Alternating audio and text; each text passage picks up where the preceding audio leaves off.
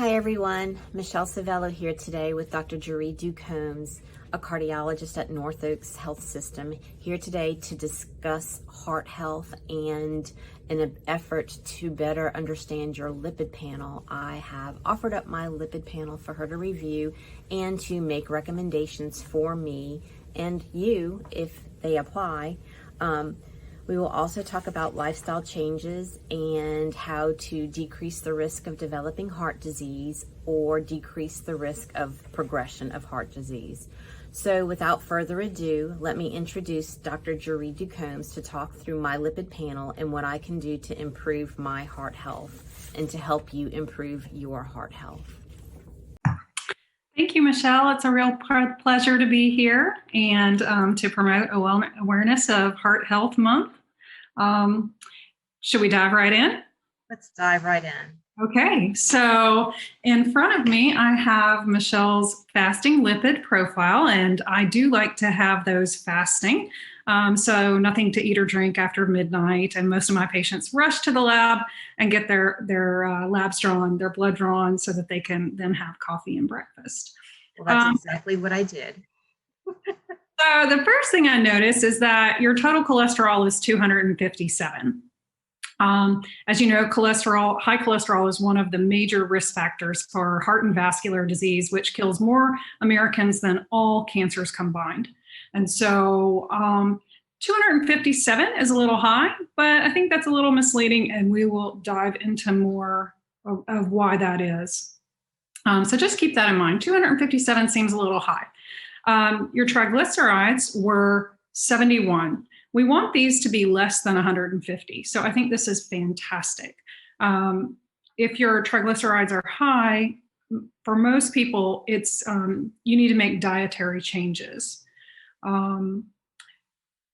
Exercise also helps to bring the triglycerides down, but for most people, it is diet. And that would be the way to get that down would be to eliminate especially processed carbs and sugary, starchy foods. So yours are 71, and that's fantastic. Your HDL was 82. For a woman, we like this number to be greater than 50. Estrogen promotes HDL. So after menopause, many women have a decline in HDL, which is protective. We like to call HDL the good cholesterol, and you can remember that this way in thinking with the H, you want it to be high. Not a lot of ways to increase your good cholesterol. There are no safe drugs that will increase your good cholesterol. For premenopausal women, their estrogen is protective. For postmenopausal women, we don't recommend estrogen just to increase the cholesterol. One thing that we do recommend for everyone is if you smoke, to quit smoking, because smoking will decrease the HDL or good cholesterol. For a man, because they lack estrogen, their target number is a little bit lower, and it's 40. So again, quitting smoking and exercising will help to bring this up, but it doesn't really move the numbers very much. LDL is next, and your LDL was 161. And in the past, we've had targets for LDL. That's been our main target for patients with heart and vascular disease or with diabetes. Your LDL was 161. We'd like to see that as low as possible. And in the past, we didn't know how low we could safely go. There's no lower limit that we've found. Certainly for someone who has a lot of risk factors for heart disease, we'd like to see that less than 100.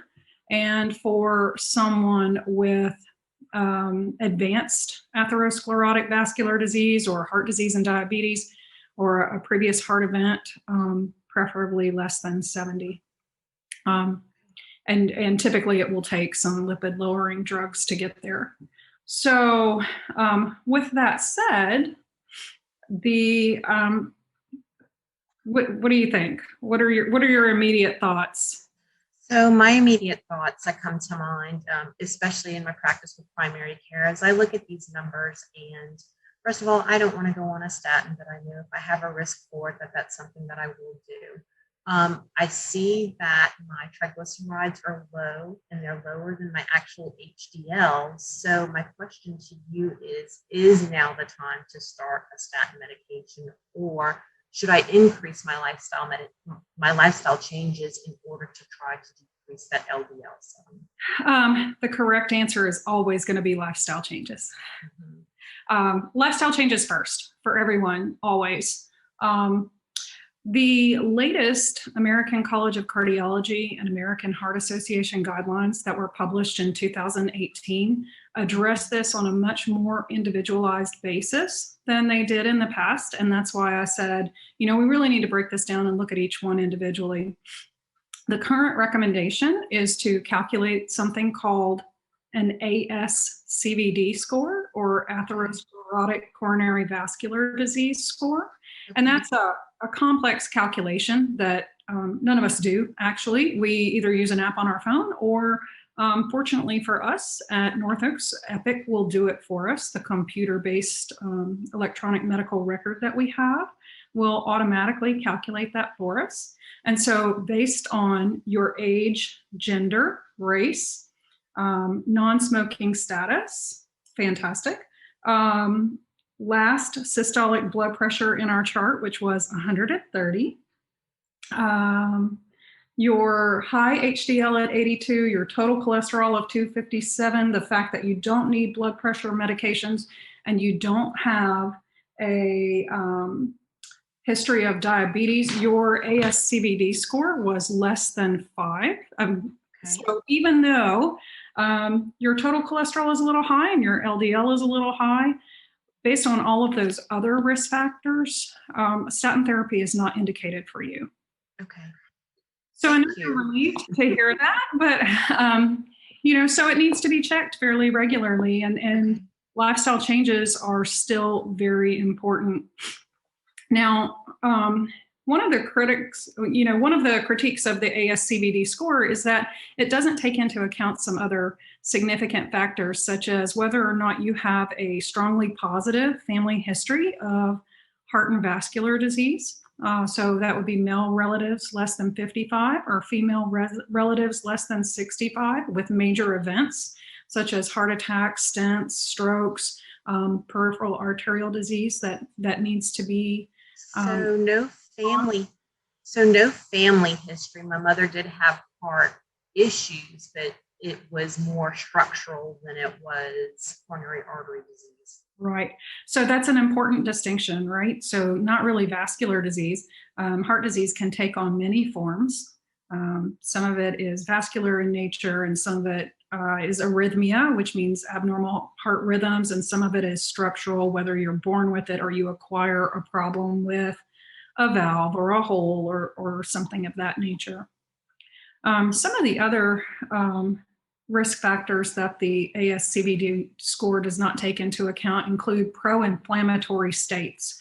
And so what do we mean by that? We mean diseases and conditions that really ramp up the immune system, because when cholesterol gets deposited into the arteries of the heart or the arms or legs, it really is a sign of inflammation within the arterial wall. So certain diseases like lupus and rheumatoid arthritis, psoriatic arthritis, psoriasis, those are all pro-inflammatory conditions that increase your risk of heart and vascular disease.